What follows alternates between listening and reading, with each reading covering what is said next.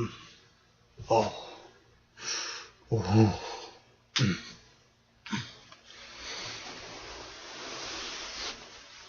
Oh yeah. Whew. Hi. I'm back.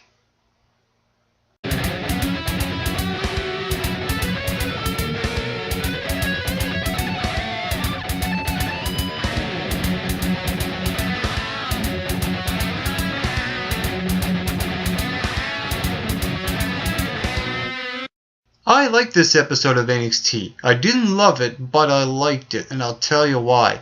I like that we got to see people that we never saw in weeks, like Baron Corbin, like Solomon Crow, like Team Soft, and all these other guys, and even Sami Zayn as well. So I like that NXT this week has different people instead of having the same people week in, week and week out. I mean, that's one thing I always liked about NXT is that even though they have a good pool of talent, they always manage to have different people on every week and try to have maybe one or two people to be on for a couple of weeks in a row. So I actually thoroughly enjoyed this NXT episode, even though it's not the greatest show of all time on NXT, but it was a good, entertaining 1 hour show. So the first match we got on the show was Solomon Crow going one-on-one with CJ Parker. And going into this match, I was really skeptical because I figured this was going to be another lame enhancement match to attempt to establish Solomon Crow. But I was actually proven wrong here. This match got a good bit of time. It was 6 to 7 minutes long. It was a solid to good match. And I was actually pleasantly surprised with this. I mean, yes, you have Solomon Crow go over CJ Parker, but what I like is that instead of having Solomon Crow do that lame move where he whiplashes from the ropes as his finisher, you have him go over the top rope, dive on CJ Parker's leg, and then bring back the old Brock lock. You know that move where you have the leg bent on the back of your head? Yeah, he's bringing that back. I like that. And I like that CJ Parker throughout this match, you could tell he was pissed off. I like CJ Parker in this match because this was his final, I guess, match on NXT ever, because he asked for his release and he's getting it. And I hope the best for him. I really do. I mean, this is a guy that WWE never used all that well. This was one of those jobber guys that they had, and the gimmick wasn't going over very well. Basically, he was just there to put people over. And I could tell that CJ Parker never really wanted that for himself. And I don't blame him one bit. I hope he does well in his future. I hope he goes somewhere where he is put in a good spot where he's not directionless. Maybe a spot like TNA. Maybe he can go there. Maybe TNA can do something with him. I just hope the best for him. But like I said, I was actually surprised with this match coming out of it. I like it. The Solomon Crow character gimmick itself, I hope better things. I mean, this could have been his debut match. And I would have said, okay, that was good. Instead of the way that he did debut was kind of lame, but to me this was better. Like I said, this could have been his debut. His online TV debut on NXT. But I was glad that something actually good came out of this first match. I really do. I think Solomon Crow as a character needs to grow a lot more to connect with the audience. I think that's the issue with the Solomon Crow gimmick, and I hope that happens in the future. So let's hope, for everyone's sake, that Solomon Crow could be a guy as a future contender for the NXT Championship. So Baron Corbin finally comes back and no one has heard from him, and now he's in another jobber squash match, and These matches are getting way too repetitive. It's done too much. We need to do different things with this guy. I think NXT has a problem now with their development, and they really don't know what to do with them. Maybe there should be another championship. Maybe they should put certain guys in certain rivalries that have some consequence and have some purpose and some meaning behind them. And Baron Corbin is a guy that was going pretty good up until he lost his first match. I mean, to me, that was a real blow. And NXT is trying to reestablish him as a monster, and I don't think it's quite working out the way it was before. I mean, that loss to Adrian Neville hurt him in that number one contenders tournament. I mean, they put him in a lame rivalry with Paul Dempsey. I mean, here's the thing. Baron Corbin is trying to get over with the crowd. It's sort of working, but it's not there 100% yet, and it's up to the NXT creative environment to do something better with this guy, and I hope that happens very soon.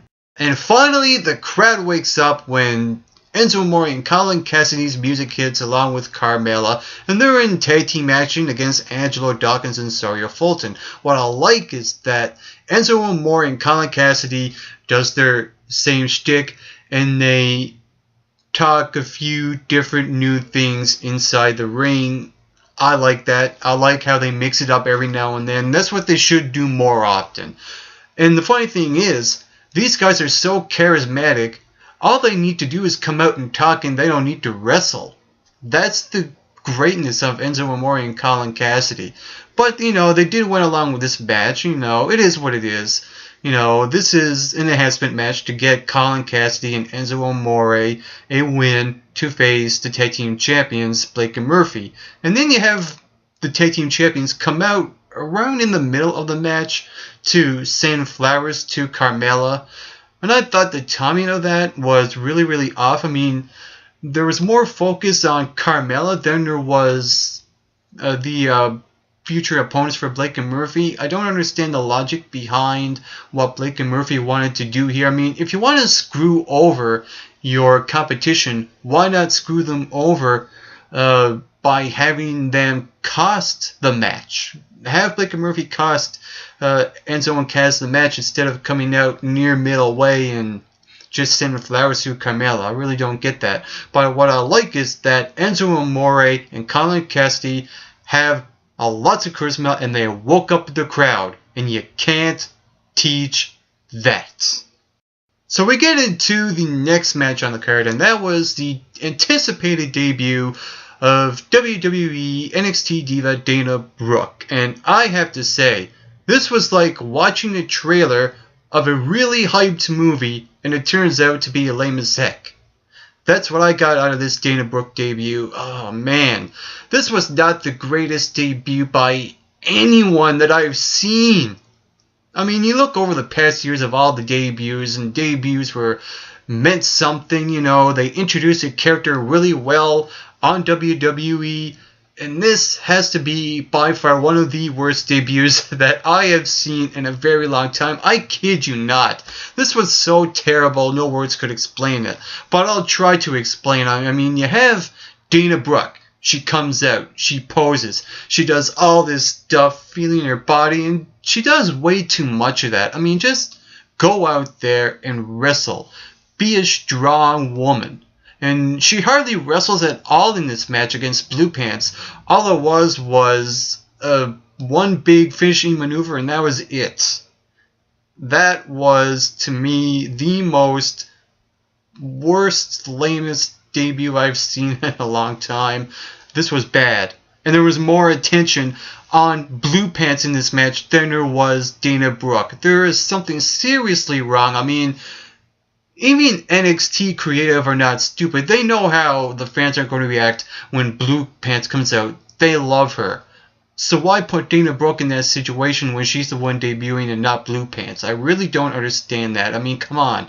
This is a good opportunity to establish a new NXT woman on your show, and you put her up against one of the most over NXT women on your show. Stupid. So now we're getting a triple threat match to determine the #1 contender for the NXT Women's Championship. It's going to be Charlotte versus Bayley versus Becky Lynch. And already I see two people not winning this match. One, Charlotte, because she already faced Sasha Banks numerous times for the championship. And she's already been there, done that as the NXT Women's Championship. And I think they're going to start to have her debut on Raw. Bayley as well, because I think they're trying to do something with a rivalry between her and Emma, even though it's kind of awkward. I think they're trying to do something different with her.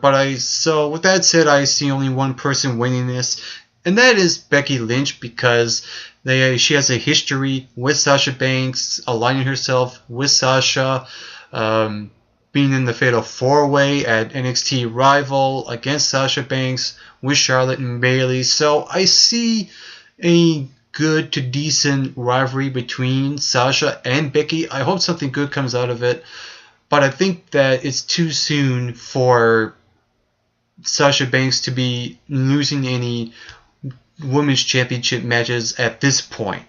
But I do see Becky Lynch as a credible threat to the NXT Women's Championship. So I hope something good comes out of that. And then we get to the main event on NXT, and it was Sami Zayn going one-on-one with the War Machine Rhino. And going into this match, I was really curious and cautious as to whether or not Rhino was going to plow through Sami Zayn and go for the title against Kevin Owens. I don't really want that. I don't want to see Rhino go for the NXT. I want Rhino to make other people look good. And that's exactly what we got here. And what we got here was a not half bad match. It was good. It wasn't awesome like the fans were chanting, but it did accomplish what it needed to do. It not only did this match establish Rhino as a war beast, as the guy that could just plow down anyone, but he also made Sami Zayn look strong here at the end. And I like that this match was a productive match. It wasn't necessarily the best match that I've seen as a main event on NXT, but it did what it needed to do, and that was to have Sami Zayn go over and beat Rhino and be this sort of #1 contender to the NXT Championship against Kevin Owens. And what I like is that now that Sami Zayn has come back, they actually played it out. He was off for a few weeks, and I like now that he is one of the guys next in line, probably the guy that should be next in line for the NXT Championship, because I know next week that Kevin Owens will be facing Alex Riley next week. And my thoughts on that is this. I feel bad for Alex Riley. I think he's in a bad position because I feel like he's the stepping stone for Kevin Owens to make himself look good. I don't really want that for Alex Riley. I think Alex Riley is a good talent. I think he deserves better. So I think that NXT and the creative really needs to shake it up with him. I thought he was good as a commentator, but once he got out of that commentator's position as an active NXT talent, he's almost directionless in a sense. Not like CJ Parker, as I mentioned earlier, but it's almost leading towards that. So I hope better things for Alex Riley. But I like what they're doing with Kevin Owens. He is one of my favorite guys on NXT. He is a top heel now. He's the NXT champion. And I think NXT needs maybe one or two more heels other than Kevin Owens and Tyler Breeze, just to balance it out with baby faces and heels. But it's weird because of the way the crowd reacts to some of these guys. I mean, I don't blame the crowd for liking Kevin Owens because people like a badass. So with all that being said, I'm going to say that this week's episode of NXT was a not half bad show. There wasn't a lot of promo segments, but there was a couple of backstage segments. But with all that being said, I think that this episode did what it needed to do, and that was to gain momentum heading into the next 2-hour special event, whenever that may be. So if you saw NXT, what did you think about it? Feel free to leave those comments in the comment section below, and make sure to subscribe to the MRB Wrestling Review Show.